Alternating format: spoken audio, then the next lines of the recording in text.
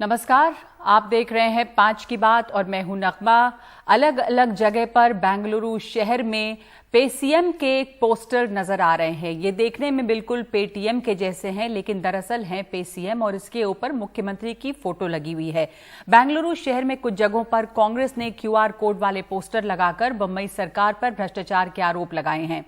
इस पोस्टर में कर्नाटक के मुख्यमंत्री बसवराज बोम्मई की फोटो क्यूआर कोड के साथ बनाई गई है। पोस्टर पर लिखा है पेसीएम, यहां पे 40% लिया जाता है। कांग्रेस ने विरोध का एक नया तरीका निकाला है। ये कांग्रेस के विरोध का डिजिटल वर्जन है। कांग्रेस का आरोप है कि बसवराज बोम्मई सरकार हर प्रोजेक्ट के लिए 40% कमीशन लेती है। कांग्रेस के विरोध का ये डिजिटल वर्जन है। कर्नाटक में अगले साल के मध्य में विधानसभा चुनाव होने हैं और चुनाव से पहले राजनीतिक दलों के बीच आरोप प्रत्यारोप का खेल शुरू हो गया है। कर्नाटक विधानसभा में भी कांग्रेस भ्रष्टाचार के मुद्दे पर हंगामा करके बोम्मई सरकार को घेर रही है। 2 दिन से कर्नाटक विधानसभा में भ्रष्टाचार के मुद्दे पर हंगामा हो रहा है। कांग्रेस ने वेल में पहुंचकर सरकार को घेरने की कोशिश की, सरकार पर भ्रष्टाचार के आरोप लगाए। बीजेपी ने भी पहले की सरकार पर भ्रष्टाचार के आरोप लगाए हैं। पहले देखते हैं नेहाल किदवई की ये रिपोर्ट। इस पोटली में अनाज है।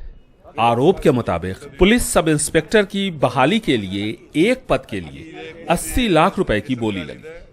एक सर्विंग एडीजीपी समेत बीजेपी नेता और कई दूसरे आरोपी गिरफ्तार किए गए।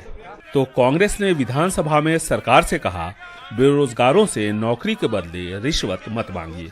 ये किसान के बेटे हैं, रिश्वत में सिर्फ अनाज दे सकते हैं। कांग्रेस न्यायिक जांच की मांग कर रही है, लेकिन सरकार तैयार नहीं। 20 लाख युवाओं ने नौकरी के लिए एग्जाम दिए हैं, आवेदन दिए हैं। अब वह पूरे राज्य में धरना प्रदर्शन कर रहे हैं, मांग कर रहे हैं कि उन्हें नौकरी दे दी जाए। उनका भरोसा सरकार से उठ गया है। उन्होंने विधानसभा सचिवालय को भी लिखा है और अब इस पोटली में तरह तरह के अनाज है, प्याज है, जो किसान और क्षेत्रों में काम करने वाले मजदूरों ने भेजे हैं, ये कहते हुए कि हम रिश्वत के तौर पर यही दे सकते हैं, हमारे बच्चों को नौकरी दे दीजिए। ये बहुत ही गलत है। मंत्री हमारे सीनियर नेता को बोलने ही नहीं दे रहे। इससे पहले सोमवार को बीजेपी और कांग्रेस दोनों एक दूसरे पर भ्रष्टाचार का आरोप लगाते हुए सदन के वेल में पहुंच गए। कार्रवाई स्थगित करनी पड़ी और इसी तरह मंगलवार को भी भ्रष्टाचार पर हंगामा हुआ। सरकार पुलिस सब इंस्पेक्टर की बहाली घोटाले की न्यायिक जांच के लिए तैयार नहीं। जांच चल रही है, पुलिस अधिकारी भी गिरफ्तार किए गए हैं। पुलिस की जांच चल रही है, हमें पुलिस पर पूरा भरोसा है। कांग्रेस ने राज्य की बीजेपी सरकार के खिलाफ 24 घंटे की हेल्पलाइन शुरू की और तब से भ्रष्टाचार की बहस नए सिरे से गर्मा गई है। भ्रष्टाचार के खिलाफ आवाज उठाने वाली पार्टी बदली है और नेता। भ्रष्टाचार अपनी जगह पहले की तरह कायम है। आम लोग पहले भी परेशान थे, अब भी परेशान हैं। संसद हो या फिर विधानसभा का सत्र, हर बार हंगामा होता है और सत्र खत्म होते ही मामला शांत पड़ जाता है। बेंगलुरु से कैमरामैन कुमार के साथ निहाल किदवई, एनडीटीवी इंडिया। तो सीएम के चेहरे पर जो ये क्यूआर कोड लगा, उससे लोगों की क्या उस पर प्रतिक्रिया रही है और क्या शिकायतें आई कि नहीं? भ्रष्टाचार कितना बड़ा मुद्दा है कर्नाटका में? हमारे साथ निहाल किदवई जुड़ रहे हैं। निहाल, हमने आपकी रिपोर्ट देखी अभी कि ये असेंबली में मुद्दा तो बना हुआ है और हंगामा इस पर है। अब ये जो नया एक डिजिटल वर्जन निकला था कांग्रेस के विरोध का, क्यूआर कोड, मुख्यमंत्री की तस्वीर, उसमें लोगों में कितनी इसको लेकर मतलब क्या ये पसंद आया तरीका लोगों का? क्या इसके बारे में कुछ एक चर्चा हुई और इसके ऊपर क्या शिकायतें दर्ज हुई? क्या यहाँ पे एक नंबर भी दिया हुआ था हेल्पलाइन वाला? देखिए क्या हुआ कि सुबह में जैसे ही ये पोस्टर शहर के अलग अलग हिस्सों में दिखे, कई लोग भ्रमित हो गए। इसलिए भ्रमित हो गए कि एक पेमेंट गेटवे का जो आइडेंटिटी मार्क है उसकी तरह का ये पोस्टर था और इस चक्कर में कई लोगों को ये समझ में नहीं आया कि ये पोस्टर किस बारे में है। जब ध्यान से देखा लोगों ने, तब उसमें चीफ मिनिस्टर दिखे, बसवराज बोम्मई। कुछ लोगों ने पढ़ा, कई लोगों ने हमें ये बताया कि पहले तो उन्हें समझ में ही नहीं आया था। उसके बाद जैसा कि आपने बताया, एक डिजिटल तरीका, एक नया तरीका है और लोगों को कहीं न कहीं ऐसा लगा, कई लोग हमें ये भी कहते हुए मिले कि ये काफी महंगा होगा ये पोस्टर, क्योंकि इसमें QR कोड है, तो जाहिर है कि इस पर भी काफी पैसे खर्च हुए होंगे। कुछ लोगों को ये अच्छा लगा, लेकिन बीजेपी का ये कहना है कि कांग्रेस जैसी पार्टी इस तरह के हथकंडे अपना रही है, ये ठीक नहीं है। हालांकि कांग्रेस ने फौरन पलटवार किया। प्रियांक खड़गे ने इसके फौरन बाद ये कहा, जो कि कांग्रेस के वरिष्ठ नेता हैं और मल्लिकार्जुन खड़गे के बेटे हैं, विधायक हैं यहाँ कर्नाटक में विधानसभा में, उनका ये कहना है कि पिछले कई दिनों से जो आरोप लग रहे हैं बीजेपी पे भ्रष्टाचार के, 40% कमीशन के आरोप कॉन्ट्रैक्टर्स एसोसिएशन ने लगाए, एक मंत्री को इस्तीफा देना पड़ा इन आरोपों की वजह से, एक शख्स ने, एक कॉन्ट्रैक्टर ने आत्महत्या किया ये आरोप लगाते हुए। इसके बाद भी कभी बीजेपी ने इसका खंडन क्यों नहीं किया? विधानसभा में इस पर जब वो बहस चाहते हैं तो बहस से बीजेपी क्यों कतरा रही है? तो अब देखना है कि किस तरह से इस मामले को दोनों पार्टियां आगे ले जाती हैं, लेकिन बीजेपी ने साफ कर दिया है कि फिलहाल वो बहस विधानसभा में करने के पक्ष में नहीं है और इसलिए बीजेपी और कांग्रेस के बीच तकरार लगातार भ्रष्टाचार को लेकर बढ़ रही है। पर भ्रष्टाचार एक बड़ा मुद्दा बना हुआ है और जो अगले साल में चुनाव होने, आपको लगता है कि ये मुद्दा एक बड़ा मुद्दा रहेगा चुनाव में कर्नाटक में? देखिए, ये जो पूरी कोशिश हो रही है भ्रष्टाचार को एक मुद्दा बनाने की कोशिश है और इसीलिए लगातार विधानसभा में शायद ही इस पूरे सेशन में कोई दिन ऐसा बीता है जब इस मुद्दे पर चर्चा न हुई हो या उस पर चर्चा करने की कोशिश न की गई हो। और पिछले अगर आप 6 महीने में देखें तो लगातार भ्रष्टाचार को लेकर के इस बसवराज बोम्मई सरकार पर आरोप लगते रहे हैं और सबसे बड़ा मामला तो तब उठ खड़ा हुआ था जब इसी साल शुरुआत में मार्च के महीने में माफ कीजिएगा अप्रैल में, जब ईश्वरप्पा जैसे वरिष्ठ मंत्री को इस्तीफा देना पड़ा था क्योंकि संतोष पाटिल नाम के एक कॉन्ट्रैक्टर ने उन पर आरोप लगाए थे कि उन्होंने 40% कमीशन मांगा, कमीशन नहीं दिए तो उसको पैसे नहीं मिले। हालांकि बाद में ये आरोप, जैसा कि पुलिस ने अपनी जांच में गलत पाया, लेकिन इससे भी कांग्रेस सहमत नहीं है। कांग्रेस का ये आरोप है कि ये जांच पुलिस ने दबाव में किया है, सरकार के दबाव में किया है। तो कुल मिलाकर के एक विस्तृत चर्चा की मांग कांग्रेस कर रही है, लेकिन इतना तय है कि चाहे कांग्रेस हो जेडीएस, जो विपक्षी दोनों पार्टियां भ्रष्टाचार को मुद्दा बना रही हैं और अब तक बहुत हद तक वो अपने इस प्रयास में सफल होती हुई भी दिख रही है। आपको लग रहा है कि बड़ा मुद्दा बन रहा है, इसकी कोशिश लगातार जारी है और इसके ये एक मुद्दा हो सकता है चुनाव में। धन्यवाद आपका निहाल किदवई। और इस पर चर्चा करने के लिए जो कांग्रेस का ये पे सीएम कैंपेन है, इस पर चर्चा के लिए मेरे साथ राजनीतिक विश्लेषक तहसीन पूनावाला हैं और राजनीतिक विश्लेषक पीकेडी नाम्बियार हैं। आप दोनों का स्वागत। अनोखा तरीका है पे सीएम कैंपेन। पीकेडी नाम्बियार, आपको अच्छा लगा ये कैंपेन? कैंपेन बहुत अच्छा लगा, बहुत ही अच्छा लगा, लेकिन ये कम से कम इसमें इतना तो डाल देते हैं कि दैट पे for the it's an incomplete पे सीएम रिलीफ फंड होना चाहिए था। पे सीएम रिलीफ फंड की जगह पे सीएम जो करके, मुझे लगता है सिद्धारमैया ने जो अपना जो पिछले उनका जो कार्यकाल जो थे पिछले 5 वर्ष पिछली बार, उससे पहले भी, तो मुझे लगता है कि उनको आदत पड़ गया था जो पैसा लेने का। उनका मन में ऐसा है कि यार मैं पहले लेता था तो अभी मैं 40-50 लेता था, तो कम से कम इन्होंने भी 30-40 तो लेता ही होंगे। एक उनका अनुमान है, उसके ऊपर वो राजनीति खेल रहा है। लेकिन गंभीर है और ये मुद्दा लगातार बढ़ रहा है। पीकेडी नाम्बियार, ये मुद्दा लगातार गर्म है, चुनाव में मुद्दा हो सकता है। भ्रष्टाचार का आरोप है कि 40% कमीशन वाली सरकार है यहाँ। नहीं, मैं एक सच बता देता हूँ क्योंकि ये सच्चाई है। मैं बेंगलुरु में, मेरा खुद का ऑफिस भी है, मैं कुछ सालों से उधर व्यापार भी कर रहा हूं। सरकार के अंदर बेंगलुरु में, तो मैं ये सिर्फ पॉलिटिशियंस को नहीं कहूंगा कि हर डिपार्टमेंट में ब्यूरोक्रेसी करप्ट है। अब ये मैं जेडीएस के टाइम पे भी काम करते हुए मैंने देखा, कांग्रेस का टाइम पे भी देखा, अभी बीजेपी का टाइम पे भी। तो ये बोलना कि दैट यस बीजेपी आने से पूरी सारी सरकारी जितना भी जो डिपार्टमेंट है वो सब तो दूध का धुला हुआ, मैं तो नहीं मानता। लेकिन जो भी बंदा कहता है कि 40% के ऊपर अगर कोई करप्शन है, तो मुझे लगता है कि जो आरोप कर रहा है और जिसने दिया हुआ है उसको सबसे पहले पकड़ के जेल में डालना चाहिए। तो उससे बड़ा क्रिमिनल नहीं हो सकता देश के अगेंस्ट काम करने वाला। 40%, मैं भी व्यापार करता हूं, मेरे भाई तहसीन भी करते हैं। अगर 40% के अंदर अगर कोई काम करते, उससे बड़ा कोई क्रिमिनल इस देश में नहीं हो सकता।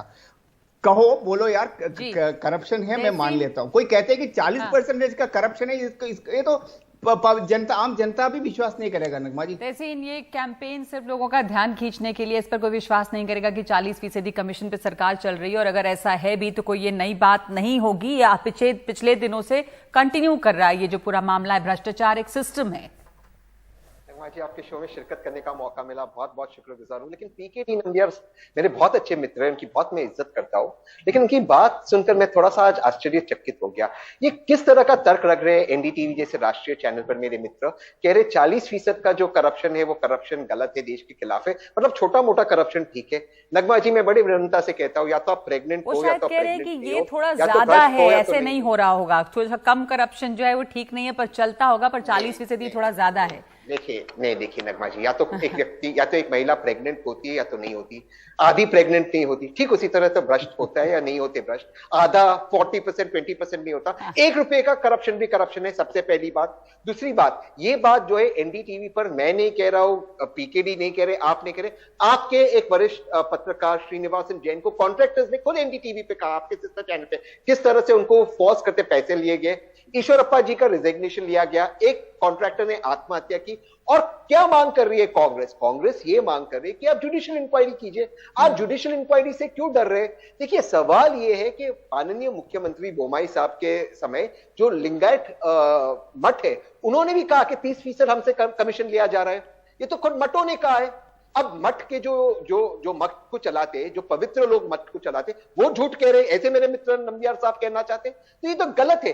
बीजेपी का पूरा फुल फॉर्म है बेरोजगार झूठी पार्टी, लोगों को बेरोजगारी में डालती है, अपने भ्रष्टाचार को कवर अप करने के लिए झूठ बोलती है और इस देश को जलाने का काम करती है। वरना उनके पास कोई तर्क नहीं, आप जुडिशियल इंक्वायरी कर दीजिए, आज कर दीजिए, कौन रोक रहा है जुडिशियल इंक्वायरी के लिए तैयार क्यों नहीं है पीकेडी नाम्बियार सरकार? क्योंकि ये मामले गंभीर हैं। देखिए, अगर हम ये 40% और ये पे सीएम और इस तरह की चीजों को छोड़ें, क्योंकि ये ध्यान खींचने के लिए है, जो बड़ी समस्या है।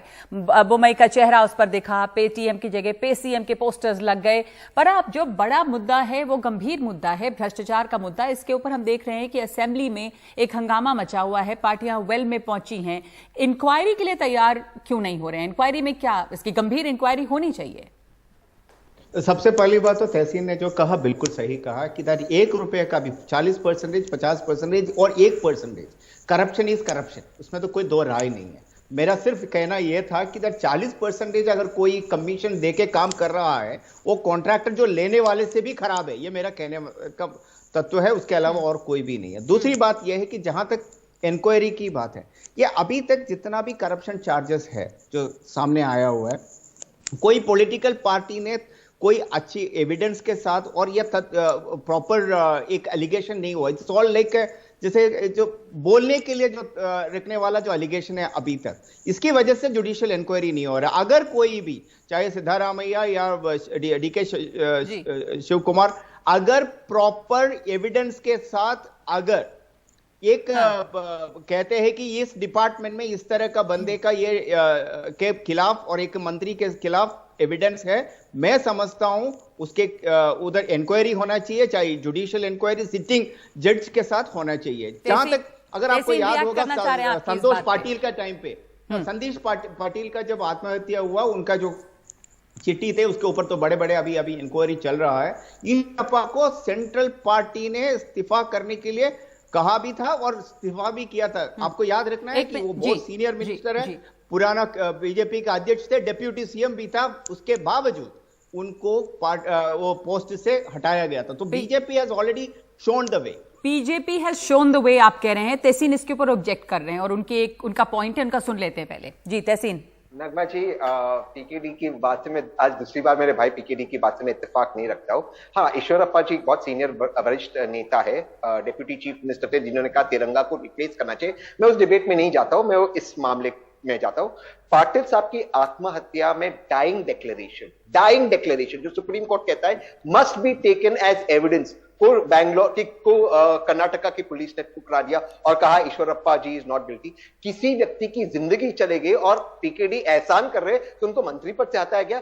भैया अगर किसी की जिंदगी जाती है पीकेडी मेरे भाई, उस व्यक्ति को जेल में होना चाहिए। मोदी जी ने 2014 में कहा बहुत हो गया भ्रष्टाचार, अब की बार मोदी सरकार। आप कह देते कि हम सिर्फ लोगों को पद से निकाल देते, आप कहते हम उन पे एक्शन नहीं कहते, आप कह देते कि हम उनको जेल में नहीं डालेंगे। किसी का डाइंग डिक्लेरेशन को आप एक्सेप्ट नहीं कर रहे हो तो सुप्रीम कोर्ट की जजमेंट के खिलाफ है। और पीकेडी आप तो जानते हो सुप्रीम कोर्ट का जजमेंट क्या है डाइंग डिक्लेरेशन के मामले में। जी पीकेडी आप बोलना चाह रहे हैं? तहसीन ने बिल्कुल ठीक कहा, डाइंग डिक्लेरेशन के ऊपर सुप्रीम कोर्ट ने एक बार नहीं कई बार बोल चुका है। लेकिन संतोष पाटिल का केस के अंदर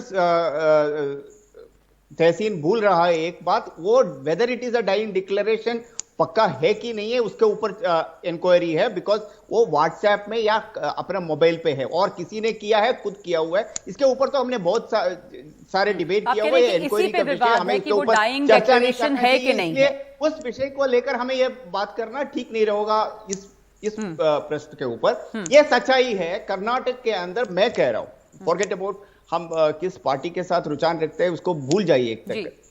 ब्यूरोक्रेसी, पॉलिटिशियंस, इररेस्पेक्टिव ऑफ कोई भी political party, Congress, JDS and एकमात्र बीजेपी का भी कुछ लोग जरूर करप्ट है, इस पे तो दो राय नहीं है। मैं समझता हूं कि मैं जिस तरह से कह रहा हूं तहसीन को भी यह दम होना चाहिए कि यार कांग्रेस में भी इसी तरह का काफी सारे लोग हैं जो आप मानेंगे इस बात को, क्योंकि पीकेडी ये मान रहे हैं कि सिर्फ बीजेपी नहीं, ये चाहे कांग्रेस हो, जेडीएस हो और बीजेपी के भी कुछ, उन्होंने कहा आप भी ये बात कह सकते हैं कि ये सिर्फ बीजेपी की बात नहीं है, ये सभी पॉलिटिशियंस। अब कर्नाटक में क्या, देश के बहुत सारे राज्यों में, ज्यादातर राज्यों में अगर भ्रष्टाचार है तो ऐसा नहीं कि कोई एक पार्टी उसमें शामिल है। नगमा जी मान लीजिए आप में और पीकेडी एक सड़क पर है और मैं सिग्नल तोड़ते मैं कुछ गलत चीज करता हूं, कानून का उल्लंघन करता हूं, तो क्या पीकेडी और आप पुलिस को कह सकते क्योंकि तहसीन ने सिग्नल को तोड़ा और आपने उसे नहीं पकड़ा इसलिए मेरा सिग्नल तोड़ना जस्टिफाइड है? क्या एक क्राइम दूसरे क्राइम को जस्टिफाई कर रहा? हम यहां पर चर्चा कर रहे कर्नाटका में हुए भ्रष्टाचार की, हम यहां स्पेसिफिक चर्चा कर रहे उन महापुरुषों की जिन्होंने कहा 30% किसी ने भी किया हो तभी को उसके ऊपर सवाल उठाना चाहिए। ऐसा नहीं कि कांग्रेस ने भ्रष्टाचार किया इसलिए कांग्रेस अब बीजेपी के भ्रष्टाचार को जस्टिफाई करेगी। पर तहसीन, आपको लग रहा है कि कांग्रेस कामयाब होगी भ्रष्टाचार को एक मुद्दा बनाने में? ये जो आप लोगों ने एक बड़ा नया इनोवेटिव तरीका निकाला, आज पेसीएम के पोस्टर्स लगाए, कितना आपको लगता है कि इससे लोगों में इसके लिए जागरूकता या कम से कम ध्यान गया उधर? ये लग रहा है कि कुछ आप लोग सक्रिय हुए हैं।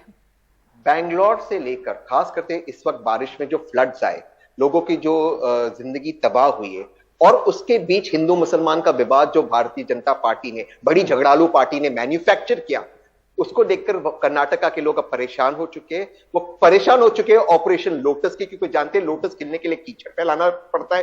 येदियुरप्पा जी की क्लिप के मैं 25 करोड़ में एक एमएलए को लाता हूं, सारी जगह सर्कुलेट हो रही है। अब की बार नोमो भारतीय जनता पार्टी सरकार इन कर्नाटका, और भारत का जो बदलाव होने वाला है 2024 में, उसकी शुरुआत 2023 कर्नाटका के चुनाव से होने वाली है। कर्नाटका से शुरुआत होने वाली है बदलाव की। पीकेडी नाम जी, कुछ दिन पहले मैं बेंगलुरु में था, जो प्रधानमंत्री भी गए हुए थे, उस प्रोग्राम के आसपास में भी उधर ही थे। बेंगलुरु का अगर किसी ने भी अगर उस तरह का जो रैली देखा होगा, मैं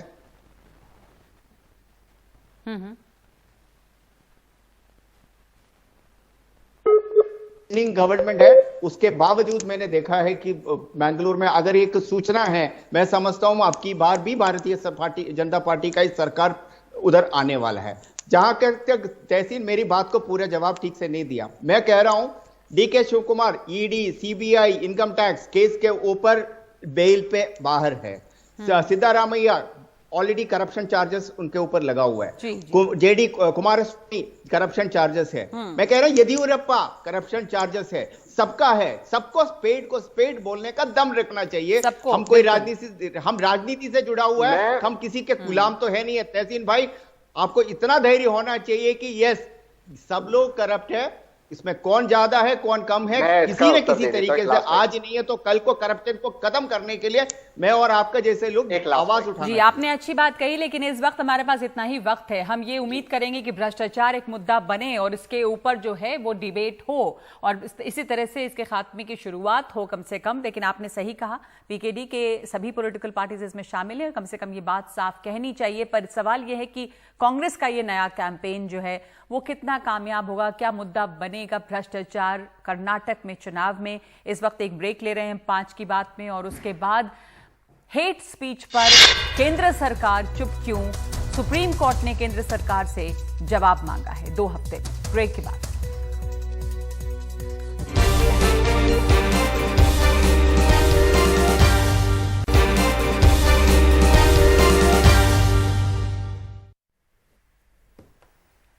हेट स्पीच को लेकर दाखिल याचिकाओं पर आज सुप्रीम कोर्ट में सुनवाई हुई है। Justice KM. जोसेफ ने कई अहम मुद्दों पर टिप्पणियां की हैं।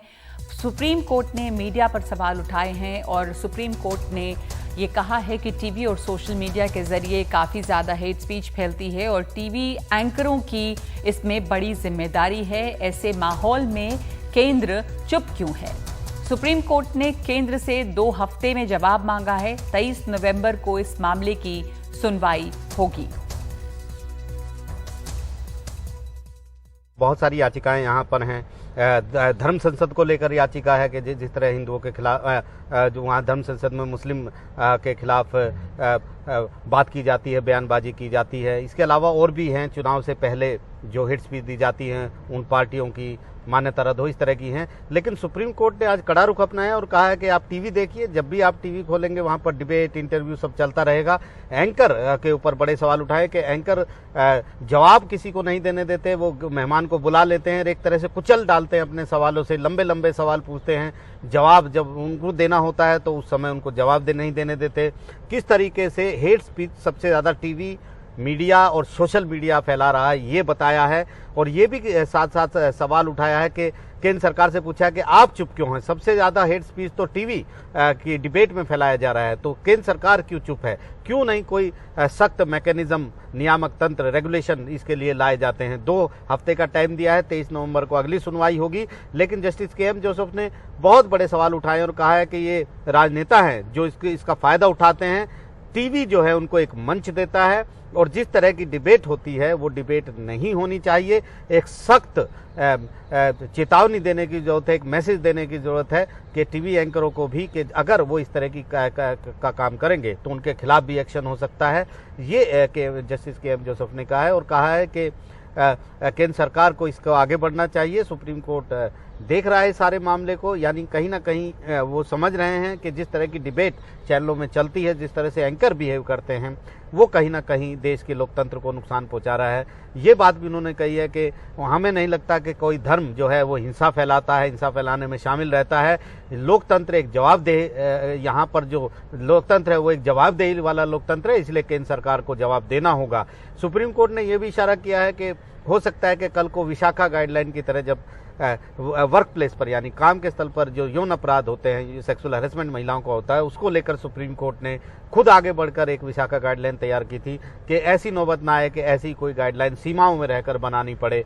तो बड़ा मुद्दा यहाँ पर सुप्रीम कोर्ट ने उठाया और कहा है कि टीवी मीडिया को कम से कम ये मंच नहीं बनना चाहिए। लोकतंत्र के जो स्तंभ है वो सब स्वतंत्र माने जाते हैं और वो फोरम ना बने कि जहां पर राजनीतिक दल अपना फायदा उठाएं और इस तरह से लोकतंत्र को ठेस पहुंचाएं। बहुत बड़ी बड़ी टिप्पणियां यहां पर सुप्रीम कोर्ट ने की है।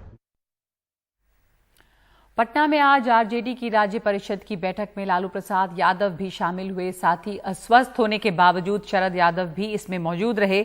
लंबे समय के बाद लालू यादव माइक पर भाषण देते हुए नजर आए और वो बीजेपी पर जमकर हमलावर रहे। कहा कि बीजेपी के सामने न वो झुके हैं न वो झुकेंगे, अगर झुक गए होते तो शायद इतने समय उन्हें जेल में नहीं रहना पड़ता। लालू यादव ने मीडिया पर भी टिप्पणी की और कहा कि मीडिया मोदी का माउथपीस बन गई है।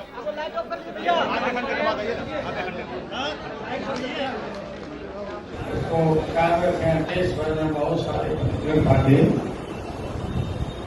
दंगाई पार्टी के सामने समझौता करते हैं, सब समझौता करते, लेकिन मैं नहीं झुका। અને ઝૂકનેવાળા હો. मैं झुक जाता तो शायद इतना जेल में नहीं रहना पड़ता. जनरल राज का राज शुरू कर दिया बीजेपी वाला. तो जनरल राज का रिजल्ट लगा रहा है. हाथ है सब, इनको कोई मौका नहीं देना है. ये सब सत्ता जो दिया वो आना चाहता है, लौटेगा नहीं. 24 में भाजपा को हम लोग उखाड़ करेंगे.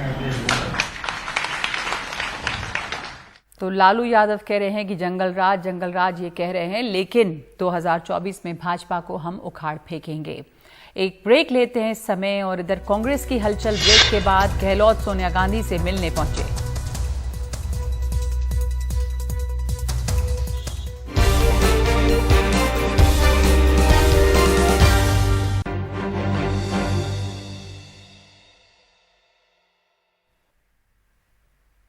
कांग्रेस अध्यक्ष पद के चुनाव को लेकर लगातार गहमागहमी है. और अब गहलोत का नाम सामने आने के बाद चर्चा ये भी है कि क्या गहलोत जो हैं वो राजस्थान के मुख्यमंत्री बने रहेंगे. राजस्थान में सियासत गरमाई हुई है. कल रात राजस्थान में विधायकों के साथ मुख्यमंत्री ने मुलाकात की और सुबह वो दिल्ली पहुंचे. दोपहर बाद कांग्रेस के अंतरिम अध्यक्ष सोनिया गांधी से मिले. दिल्ली पहुंचने पर उन्होंने कहा कि अध्यक्ष पद के लिए मैं मना नहीं कर सकता. कांग्रेस आलाकमान का आदेश मानूंगा, मुख्यमंत्री की जिम्मेदारी निभाता रहूंगा. सोनिया गांधी से मुलाकात के बाद वो राहुल गांधी के साथ भारत जोड़ो यात्रा में शामिल होने जा रहे हैं. आखिरी बार उन्हें कांग्रेस अध्यक्ष के तौर पर वापसी के लिए मनाने की कोशिश करेंगे. अगर वो नहीं माने तो अशोक गहलोत नामांकन दाखिल करेंगे और तब विधायकों को दिल्ली आने का संदेश देंगे.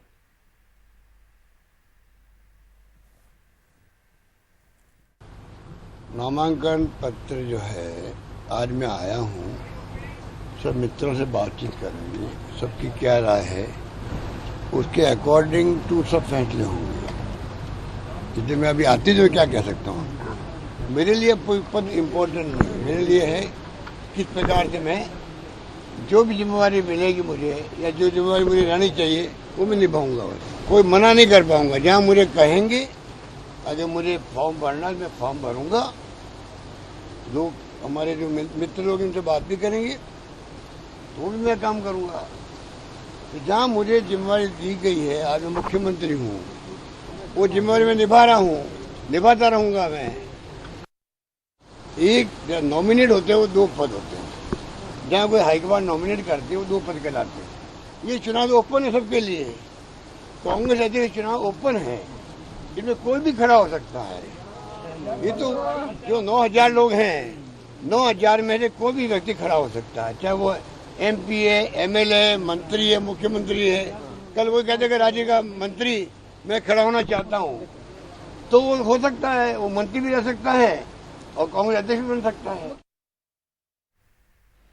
तो अशोक गहलोत ये साफ कह रहे हैं कि उन्हें जो जिम्मेदारी मिलेगी वो निभाएंगे. उनके लिए पद महत्वपूर्ण नहीं है. सोनिया गांधी के आवास 10 जनपद पे मौजूद हैं हमारे सहयोगी उमाशंकर सिंह. अशोक गहलोत ने साफ कर दिया है उन्हें जो कहा जाएगा वो करेंगे, लेकिन ये भी साफ कर दिया है कि पद महत्वपूर्ण नहीं है पर राजस्थान से नहीं हटेंगे वो. तो एक वहां पे उलझन सी है. साथ ही साथ एक्सप्लेनेशन भी दे दिया कि कैसे ये कोई 2 पद की बात नहीं है. तो और इसके साथ साथ वो जुड़ने जा रहे हैं अब पदयात्रा में भी. तो बहुत कुछ यहाँ पे हो रहा है. राहुल गांधी की रजामंदी भी लेनी है इस पे. जी बिल्कुल नगमा. देखिए तकरीबन 1.5 घंटे हो गए अशोक गहलोत को 10 जनपद के अंदर गए हुए. ये लग रहा था कि एक छोटी सी मुलाकात होगी क्योंकि पहले से सब कुछ तय हो चुका है कि उनको पर्चा भरना है. जिस तरह की जानकारी आई थी कि 26 तारीख को पर्चा भरेंगे, लेकिन आज जिस तरह की भाषा, जिस तरह का टोन अशोक गहलोत का है उससे साफ है कि वो मुख्यमंत्री की कुर्सी नहीं छोड़ना चाहते. बेशक उनको अध्यक्ष बनाया जाए, चुनाव के जरिए बनाया जाए. अब जो चर्चा अंदर इतनी लंबी खिंच रही है उससे ये साफ संकेत है कि कहीं ना कहीं अभी भी कोई फ्रिक्शन पॉइंट है जो ख़त्म नहीं हुआ है. और जो हमारी जानकारी उसके मुताबिक KC वेणुगोपाल जो कि संगठन महासचिव हैं और प्रियंका गांधी अशोक गहलोत के अंदर पहुंचने के पहले सोनिया गांधी के साथ इन दोनों की मुलाकात हो रही थी। उसके बाद अशोक गहलोत तकरीबन 4 बजे यहां पर पहुंचे हैं। तो कुछ ऐसे इश्यूज़ हैं अभी भी जो रिजॉल्व नहीं हुए हैं और इसलिए ये मीटिंग इतनी लंबी चल रही है। आपने सही कहा कि इनको कोची भी जाना है। अब ये आज जाएंगे या कल सुबह जाएंगे, इस बात पे अभी साफ जानकारी नहीं आई है। लेकिन ये ज़रूर है कि ये कुर्सी नहीं छोड़ना चाहते राजस्थान की। दूसरी तरफ सचिन पायलट जो कि पहले ही कोची पहुंच चुके हैं और उन्होंने आज पदयात्रा में हिस्सा भी लिया, वो भी अपनी तरफ से साफ संकेत दे रहे हैं कि इस बार तो जो कुछ होना है वो हो ही जाएगा। हालांकि उनकी भाषा बहुत संयम भरी है और वो लगातार इंतज़ार कर रहे हैं। एक मीटिंग के दौरान राहुल गांधी ने उनके संयम की प्रशंसा भी की थी। तो अब अगर राष्ट्रीय अध्यक्ष के तौर पर अशोक गहलोत आगे बढ़ते हैं और राजस्थान की कुर्सी सचिन पायलट को नहीं दी जाती है तो एक दूसरे तरह का बवाल जो है वो राजस्थान कांग्रेस में शुरू हो जाएगा। इस बात का अंदेशा भी कांग्रेस पार्टी को है। तो अब देखना है कि इस मीटिंग से निकलकर अशोक गहलोत क्या कुछ कहते हैं। एयरपोर्ट पे जो उन्होंने कहा वो हमने सुना। सारी दलीलें वो ये इस बात को लेकर दे रहे हैं कि ये एक व्यक्ति 2 पद का मामला नहीं है। तो अब क्या सोनिया गांधी उनको मना पाने में कामयाब होती है या नहीं होती है, और अगर यहाँ से बात आगे राहुल गांधी तक जाती है तो उनका क्या टेक होता है। अगले 24 से 36 घंटे का जो वक्त है वो काफ़ी अहम है ये बात तय करने में कि अशोक गहलोत क्या सोनिया गांधी या गांधी परिवार के मन के मुताबिक चुनाव लड़ेंगे या फिर अपनी शर्तों के आधार पर चुनाव लड़ेंगे मुख्यमंत्री रहते हुए। नगमा, धन्यवाद आपका उमा। तो अशोक गहलोत की अपनी शर्तें हैं और अपनी शर्तों पर अगर वो अड़े रहे तो फिर सचिन पायलट के लिए एक सवाल बना हुआ है, ये देखना होगा। इस वक्त एक ब्रेक ले रहे हैं हम।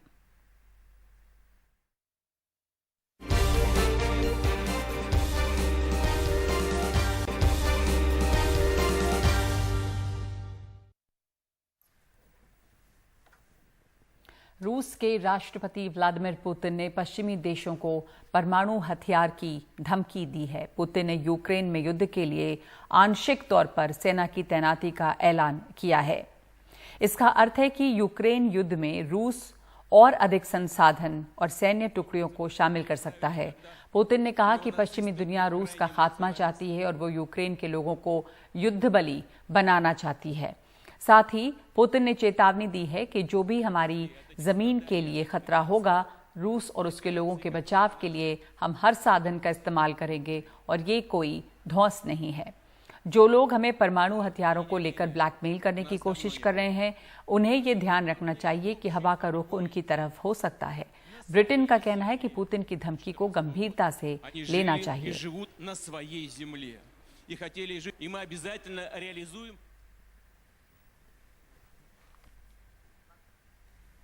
तो ये तो रही रूस और यूक्रेन की बात। और अब बात वापस दिल्ली के से सटे फरीदाबाद की, जहां पर बारिश की वजह से इतना पानी जमा है। फरीदाबाद के NHPC चौक पर जहां एक बस फंस गई, स्कूल की बस, वहां पर एक रेलवे अंडरपास है और इसमें एक स्कूल की बस इस तरह से डूब गई और यहाँ पे इसमें आसपास हमेशा पानी भरता है इस अंडरपास में, ये पहली बार नहीं है।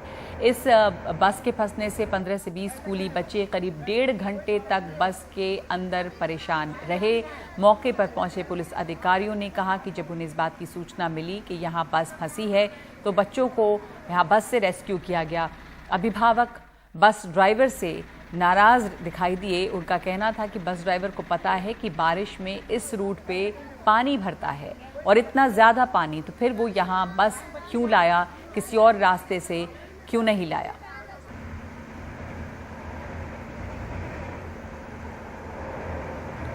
तो आधी बस यहाँ पर डूबी हुई है और ये जो दूसरी तस्वीर आप देख रहे हैं ये भी एक अजीब ट्रैफिक की समस्या की तस्वीर है। यहाँ गुरुग्राम में दिल्ली और जयपुर का जो एक्सप्रेसवे है उस पे 7 से 8 किलोमीटर का लंबा जाम लगा हुआ है। गाड़ियों की कतार इस तरह से खड़ी हुई है। 7 से 8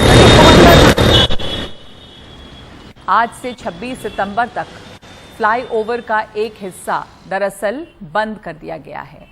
अब फ्लाईओवर का एक हिस्सा जो बंद हुआ है इसकी वजह से जो ट्रैफिक का वॉल्यूम है इतने ज़्यादा है कि गाड़ियां एक के बाद एक कतारों में खड़ी हैं और ये जाम 7 से 8 किलोमीटर लंबा है। ये दिल्ली जयपुर एक्सप्रेसवे पर जाम है। तो अगर दिल्ली जयपुर एक्सप्रेसवे की तरफ आप जाने का सोच रहे हैं तो ये ध्यान रहे कि इस लंबे जाम में फंस सकते हैं और 26 तक स्थिति कुछ इस तरह की रहेगी।